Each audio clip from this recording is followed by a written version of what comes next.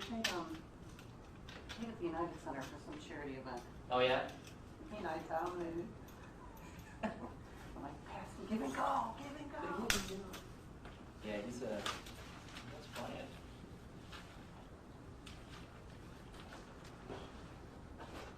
What's your focus today? What's your angle? I don't know, they just kind of sent me here at the last minute. So. Okay, so let's see if there's Were you here yesterday, or did you listen yesterday? Was I here? Oh, yesterday he was in Southern Illinois. Oh, that's right. In Okay. Belleville. But I did listen. I listen every day. Was he asked the question just about, businesses defying, Oh yeah, that's yeah. gonna be. That's my first question. He talked about licensing and enforcement and Yeah. stuff. Like the thing that there was no follow-up on was, he's gonna. I have that on the state police. Go to Rockford area, and I want to see how that's gonna play out because you have to charge them with something. You can't just go in there and. Sure. What's the charge of an executive order is in the law. Right. There's no law in the books. Yeah. So what's the? I'm gonna ask them that. And then about this study that they have, the reason why they're closing things down, which makes no sense to me. But I've read it 5 times. Yeah.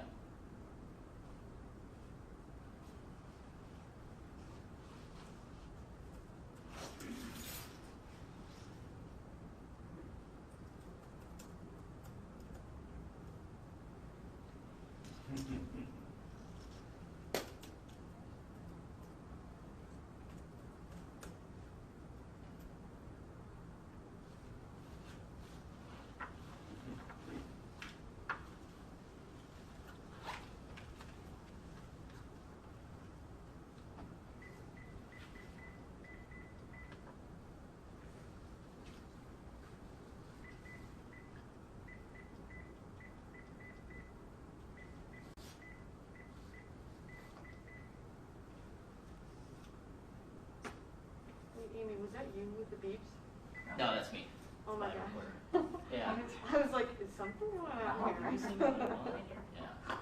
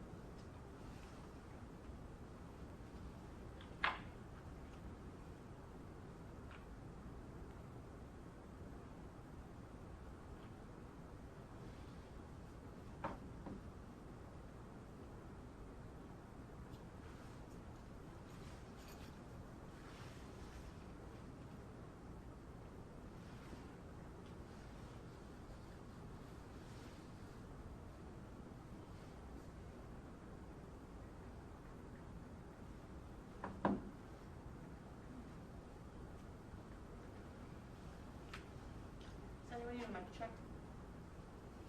Okay. We checked a little bit ago. Yeah, I got it. Okay. You got them? Yeah, they have okay. Okay, cool. Yeah, it's okay. Yeah.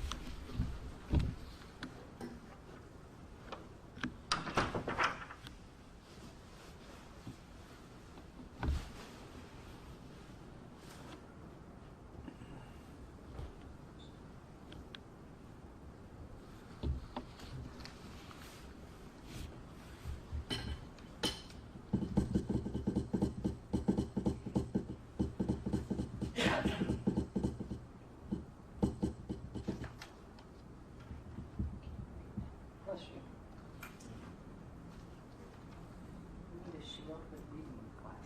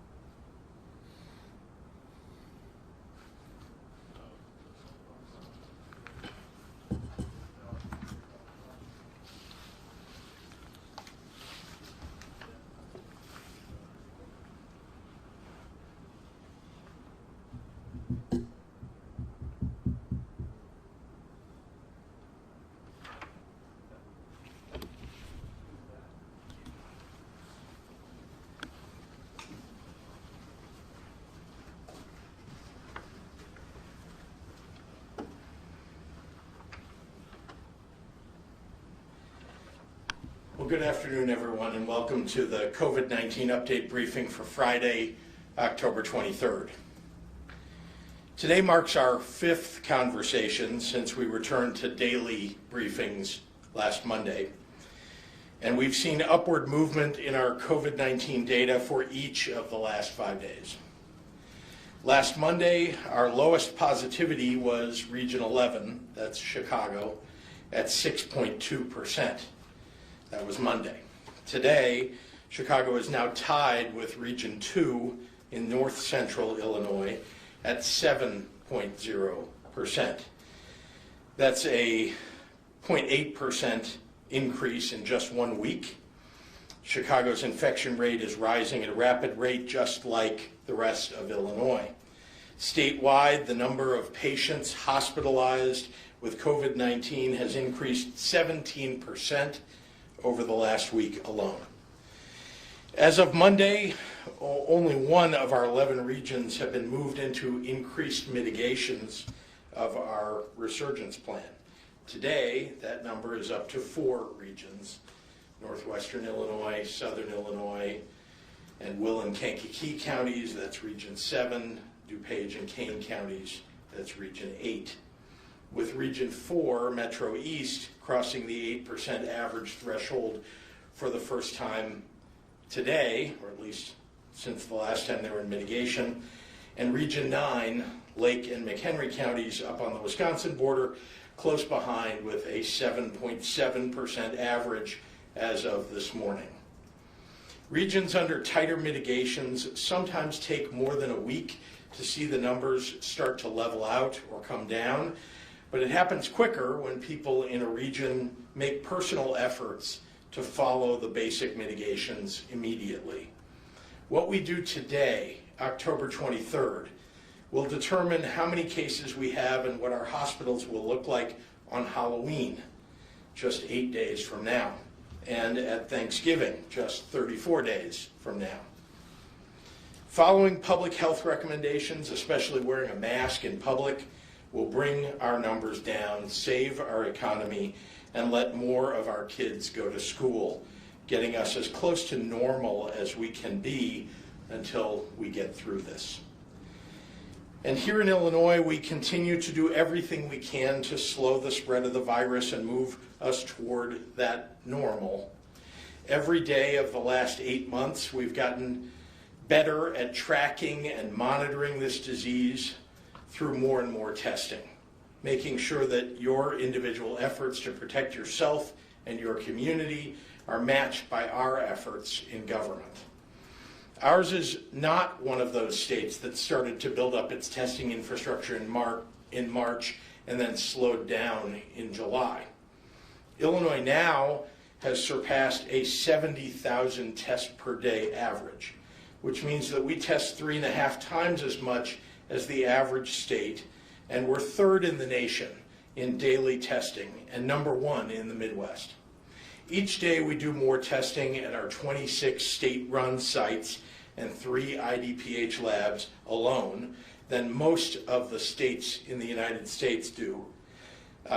In every state where they combine state sites, private sites, hospital sites, doctor's offices, and anywhere else, we're exceeding those in a combined basis, just in our 26 state-run sites and our 3 IDPH labs.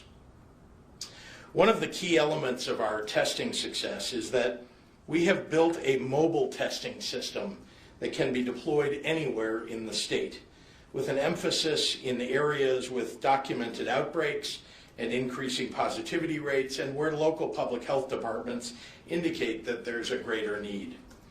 Decisions on the location of mobile testing sites are made in part on the submission of mobile testing site request forms on our IDPH website, where anyone can submit an area of concern for consideration. From there, IDPH works with our mobile team operators to evaluate all the information and to get our teams across the state in as equitable a manner as possible to urban and rural and suburban communities alike.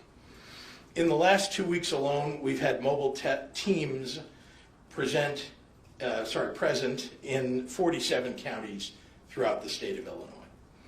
These tests are free to anyone, regardless of citizenship, symptoms, or contact with someone with COVID. And they're also fast. I know that throughout this pandemic, there have been national headlines about the long backlogs, sometimes 2 weeks, at commercial labs, national ones, that delay you getting your test results.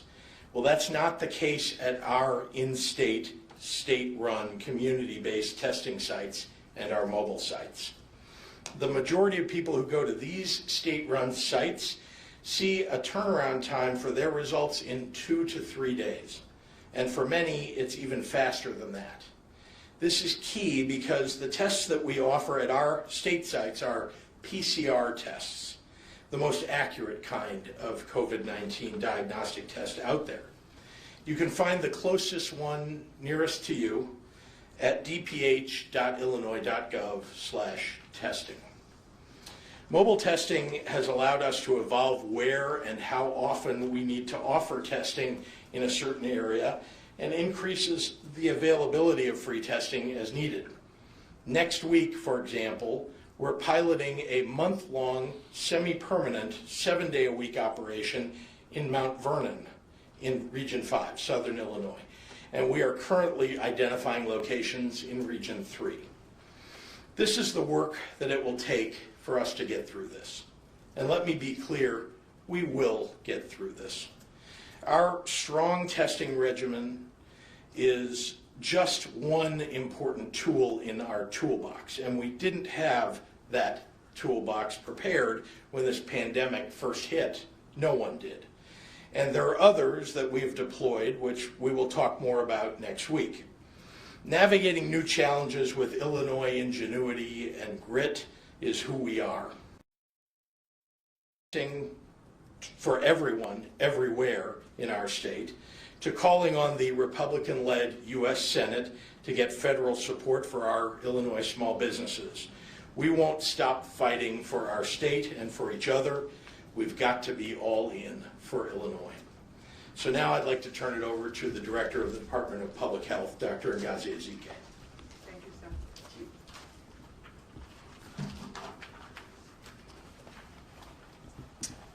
Good afternoon. I do want to say happy Friday, but I understand the mental, the social, and the emotional toll that this pandemic continues to have on people. It's not just because I'm asking people, it's because I'm feeling it and living it myself. I don't get to live in some COVID-free bubble exempt from all the pain and the tragedy of this pandemic. So I understand how pandemic fatigue is striking everyone. It's real. People are tired of not seeing their families. They're tired of postponing the weddings and the other life celebrations. Trying to work from home while also trying to manage kids learning on remotely is a challenge. Not being able to visit your loved ones in long-term care and nursing homes. Not being able to gather with groups of friends for a night out in your favorite restaurant is getting to be a lot to bear. The way we work, the way we live, the way we play has all changed. And the harsh reality is that the sacrifices we've made and that we continue to make do not have a future expiration date. And I know that that's difficult. This new virus has caused this horrible situation. And although people want to refute the number of cases, we are seeing the number of people with COVID-19 continue to increase. We are seeing the number of individuals in the hospital because of COVID-19 increase. We are seeing the number of lives lost continue to increase. And if you're tired of hearing it from me, please just ask one of your local physicians in the area. They will tell you what they are seeing in their hospitals. Since yesterday, we lost an additional 31 lives for a total of 9,418 deaths. These are people who started with us in 2020 and won't be with us at the Thanksgiving table.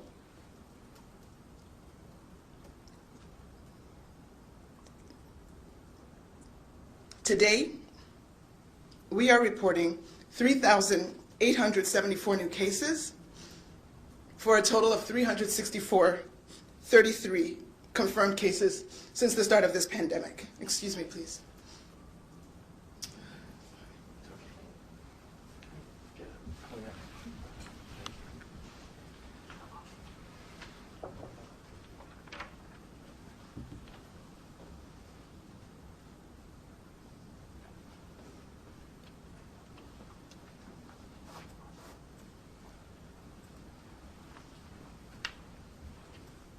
I'm sorry.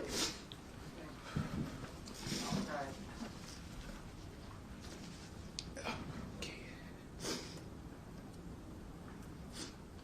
We have had 364,033 cases since the start of this pandemic. 2,498 individuals were reported to be in the hospital overnight. Of those, 511 COVID patients were in the ICU, and 197 patients were on ventilators.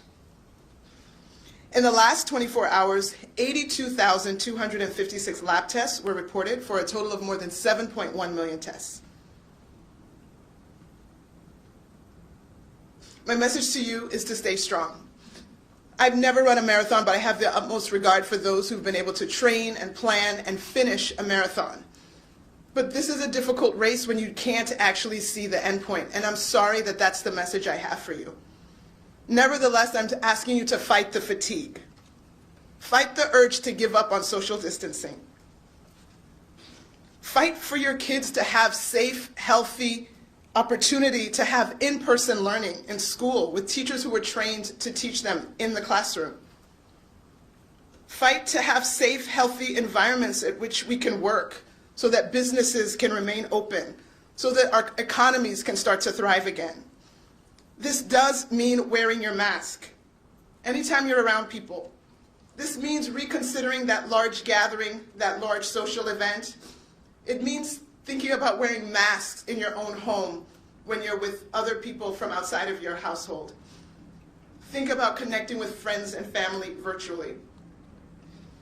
This is what we'll have to do to bring the spread down in our community. When we bring the spread down in our community, kids can go to school safely, people can go to work safely, activities, family celebrations can be celebrations instead of super spreader events that result in disease and death. Let's please work together. I know many of you are healthy and don't have a concern in the world of dying from this COVID. I would say that, of course, there are some people whose chances are much lower, but let's please think beyond ourselves and think about the people that we could unknowingly infect who may not be as fortunate to have the immune system and the healthy status that you may have. We literally have people who are asymptomatic, meaning have no symptoms for the entire duration of their illness. And so for those 7-8 days that you may be shedding the virus, you are unknowingly, unwittingly infecting people in your path. People who will never know that they were exposed to you, but may come up with disease and maybe even be hospitalized and even worse without ever understanding where or how they contracted this. This is how this disease is happening, but we do have a choice. We can limit our gatherings, we can wear our mask, we can wash our hands, we can do these things so that we don't hurt those around us.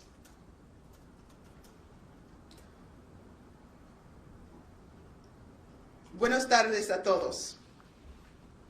Quiero que mi gente latina sepa que realmente entiendo el costo mental, social y emocional que está causando esta pandemia.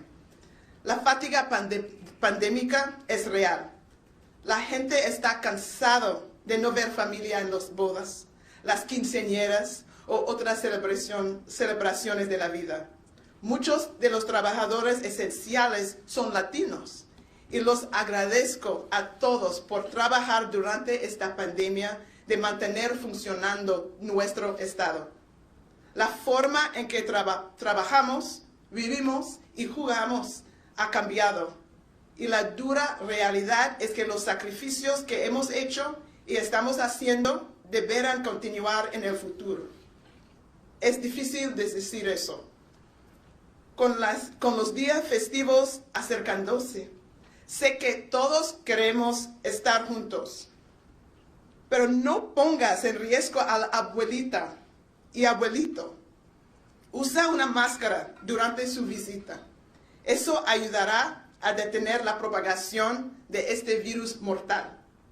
Algunas personas quieren refutar la cantidad de casos, pero estamos viendo que aumenta la cantidad de personas con COVID-19 en los hospitales, así como la cantidad de vidas perdidas. Usted puede preguntar a cualquier doctor que conoce para confirmar eso. Desde ayer hemos perdido 31 vidas adicionales para un total de más de 9,400 muertes. Hoy informamos 874 casos nuevos de COVID-19 en Illinois para un total de más de 360,000 casos confirmados. 2,498 personas en Illinois pasaron la noche en el hospital con COVID-19 y de ellos 511 pacientes estaban en la unidad de cuidados intensivos y 100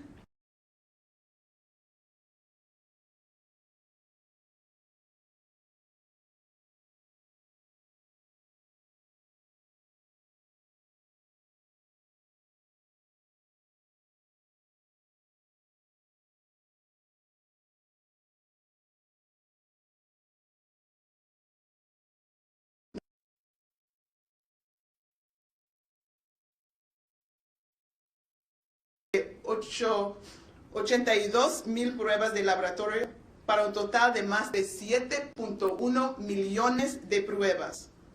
Mi mensaje para ustedes: luchen para su familia, sus amigos y su estado. Porque no podemos hacerlo juntos, tenemos que trabajar juntos. no puede hacerlo solos. Sí se puede. Recuerden los 3 M's, usa su máscara, mantenga su distancia y lávense las manos. Muchísimas gracias para su apoyo. And with that, I will turn it over to Governor Pritzker. In the room, we're going to take a couple from you guys, and then we've got a bunch of people who are working from home with questions on the computer. And before we begin, I just want to say something important. Dr. Ezike is Superwoman. Since the very beginning of this coronavirus, she has had the weight of the public health of the people of the state of Illinois on her shoulders. She has worked nonstop, 7 days a week, 24 hours a day. There is not a moment that she doesn't take a phone call in the middle of the night, middle of the day, take a meeting, whatever she needs to do. The people of the state of Illinois are her patients. And you can imagine she cares so deeply about her patients. And I'll also say that there is a tremendous pressure and burden when, in addition to all of that, she is subject to verbal attack, to protesters showing up at her home, and people have a right to do that, but people should take into consideration that this is a very difficult job that she has, and she is doing it in a way that we should all be so proud of. I know I am, and I'm very proud to be able to work with you, Dr. Ezike. Thank you.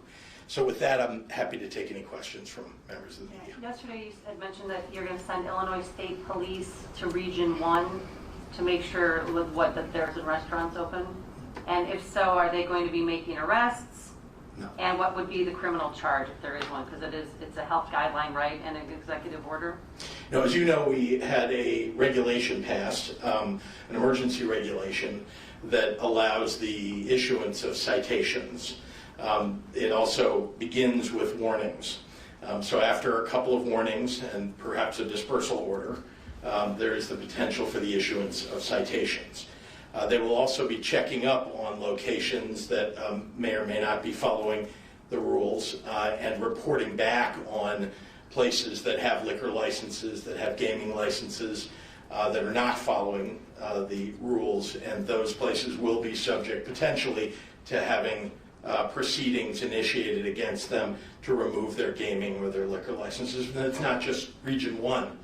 It's in any region in which we have existing mitigations that we've asked people to follow, and we're going to ask the businesses, as the regulation outlines, to do what they're supposed to do, and we'll hold them responsible if they're not. And just to follow up to that, I know you want to get to other questions. You know, and I'm sure you've seen online, a lot of people are not.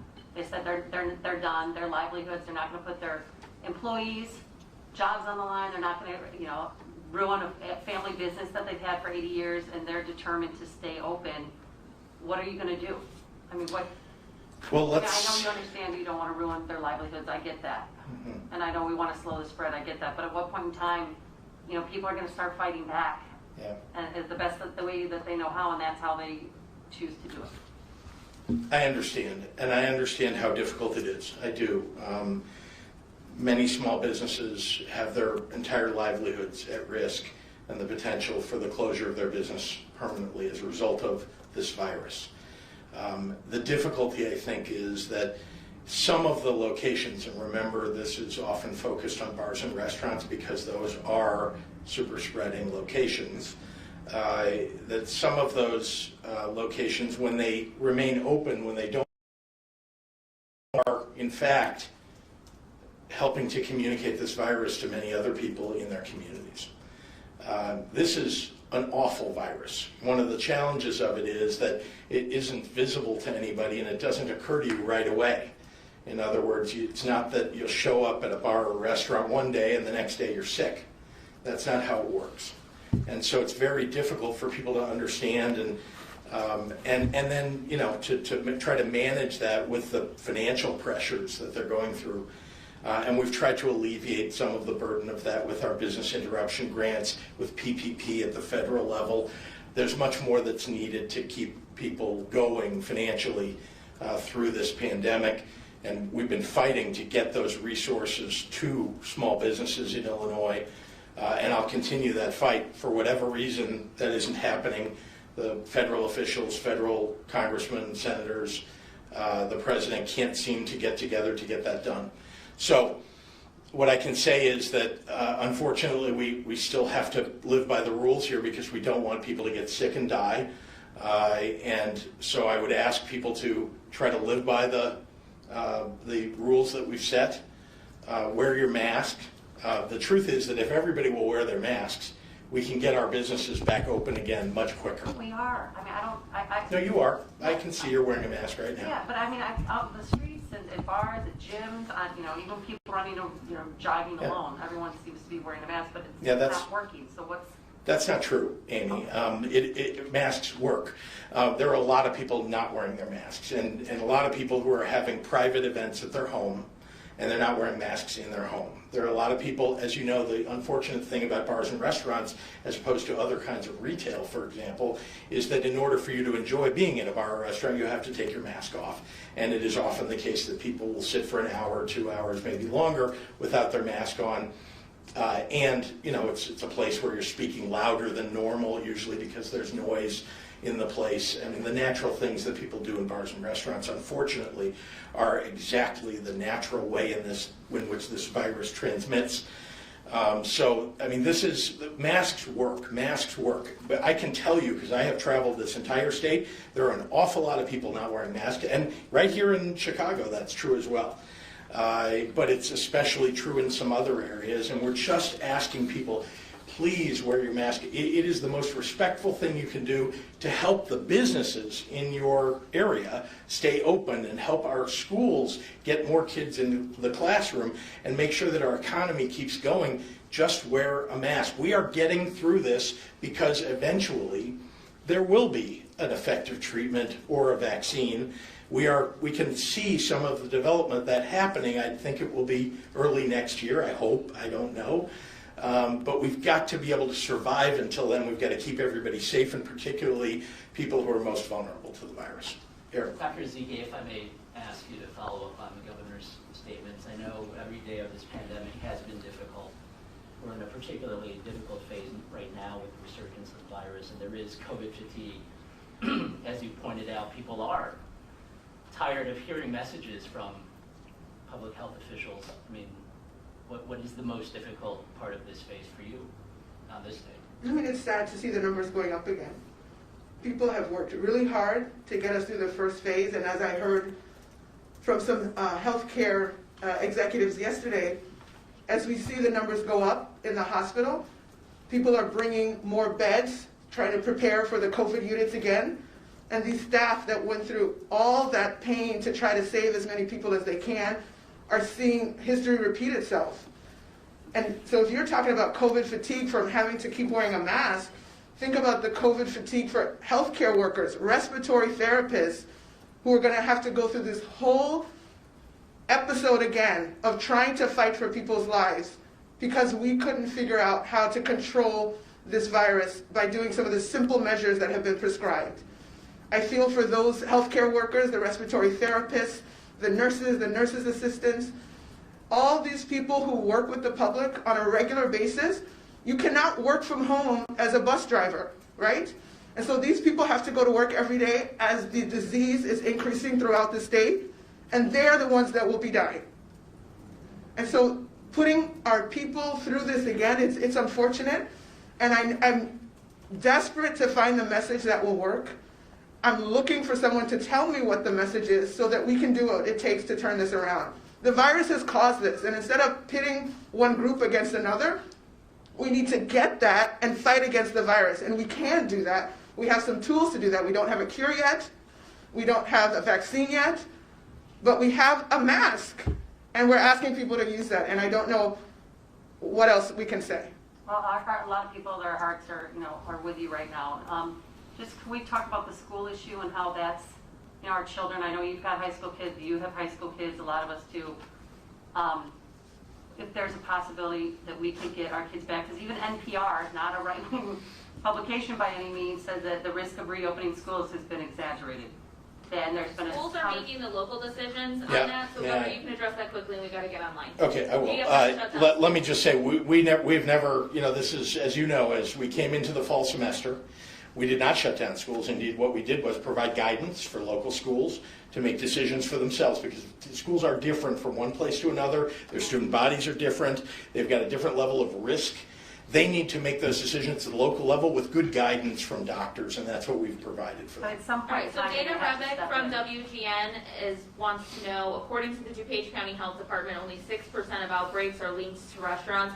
Given that low number, why do you feel it's important to impose these restrictions on struggling restaurants and bars? No, I appreciate that question.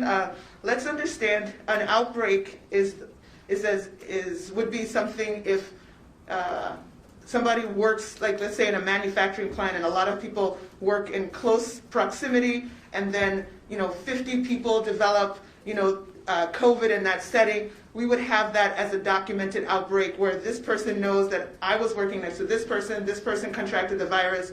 A week later, so did I. A week later, this person did. 3 days later, so that is like a clearly documented outbreak. In most cases of COVID, the person who has it cannot tell you exactly who they got it from. They're not saying, oh, I was working in this setting and all these people got it and then I got similar symptoms.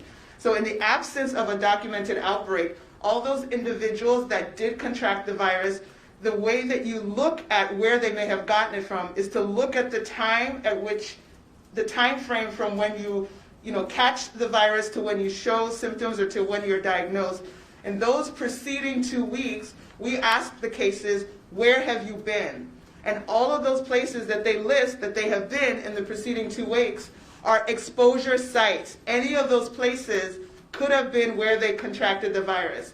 And time after time, bars and restaurants come up as the number 2 or the number 3 place that all of those cases frequented. And so that's why we put it as a high, because it consistently comes up as a place that people who are infected listed as one of their exposure sites. Jim Haggerty. And I would just add, there are literally a dozen studies, many articles about these bars and restaurants being exposure sites and the effect of bars and restaurants on the spread of the virus, and that is why there is a focus on bars and restaurants. Jim Haggerty, the Rockford Advocate, is asking, as positivity rates rise, could a statewide stay-at-home order be implemented, or is the regional mitigation approach sufficient to prevent such a measure? We are not considering a statewide stay-at-home order.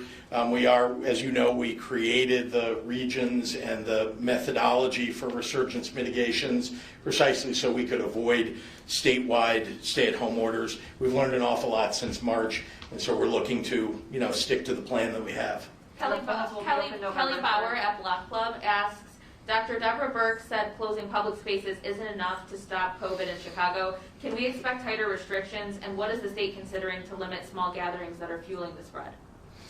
Well, let's begin by saying that it is true that just closing public spaces doesn't, solve problems, but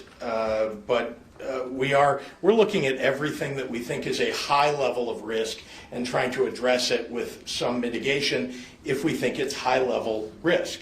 We're learning things about the virus still, even today. So are the epidemiologists around the world. And they are helping with the studies that they're doing, with the determinations that they're making, helping us to target better what we might do. But there's nothing more effective, I'm just going to say it again, than everybody wearing a mask and keeping 6 feet of distance. That's been the order of the day from the very beginning to today. It is the most effective thing that we can do. If we would all just take that responsibility and do it, we could bring this virus positivity rate, the number of cases, number of hospitalizations down relatively rapidly. This is from Jake Griffin at the Daily Herald. Can Dr. Ezike explain the science behind casinos remaining open but restaurants can't have indoor food service? Also, how is an enclosed outdoor tent different than indoor dining? I'll take the easy one first. An indoor tent is the same as indoor dining. For the outdoor dining, we expect there's going to be some kind of apparatus, tent-like apparatus. It should only have 2 sides. If it has 4 sides, you are essentially indoors. So that's for that. And then in terms of casinos, So indoor spaces are always trickier than outdoor spaces and obviously portend more risk.